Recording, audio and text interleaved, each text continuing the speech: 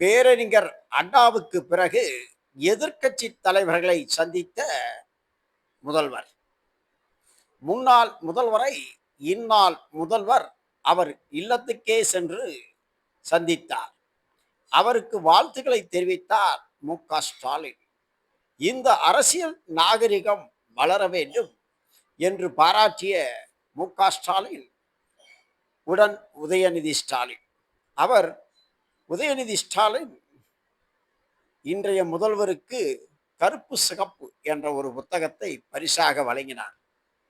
இருவருக்கும் பொன்னாடை போர்த்திய விஜய் மு.க.ஸ்டாலினிடம் சிறிது நேரம் பேசிவிட்டு அடுத்தபடியாக அவர்களிடம் இருந்து விடைபெற்று அங்கிருந்து நேராக மதிமுக தலைவர் வைகோவை சந்திக்க சென்றார்.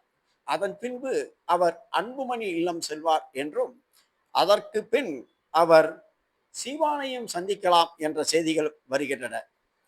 எனவே ஒரு அரசியல் நாகரிகமாகவே இதை நாம் எதிர்நோக்குகிறோம். தமிழ்நாட்டுக்கு ஒளிமயமான எதிர்காலம் வேண்டுமென்றால் 1967 வெற்றி பெற்ற பிறகு பேரறிஞர் அண்ணா எதிர்க்கட்சி தலைவர்களை சென்று சந்தித்தார் என்பது குறிப்பு. அதேபோல் விஜயும் எதிர்க்கட்சி தலைவர்களை, அதாவது முன்னாள் முதல்வரை அவர் இல்லத்தில் ஆழ்வார்பேட்டையில் சந்தித்தார். இது போன்ற ஒரு சந்திப்புகள் தமிழகத்தின் வளர்ச்சிக்கு பெரும் உதவியாக இருக்கும். இது போன்ற வெளிப்படைத்தன்மை தமிழகத்தின் எதிர்காலத்திற்கு மிகப்பெரிய உதவியாக இருக்கும். விஜய்க்கு சால்வை அணிவித்து மகிழ்ந்த முன்னாள் முதல்வர். இந்நாள் முதல்வர் அவரை சந்தித்தார். உடன் முன்னாள் துணை முதல்வர் உதயநிதி ஸ்டாலின் அவருக்கு புத்தகங்களை வழங்கினார்.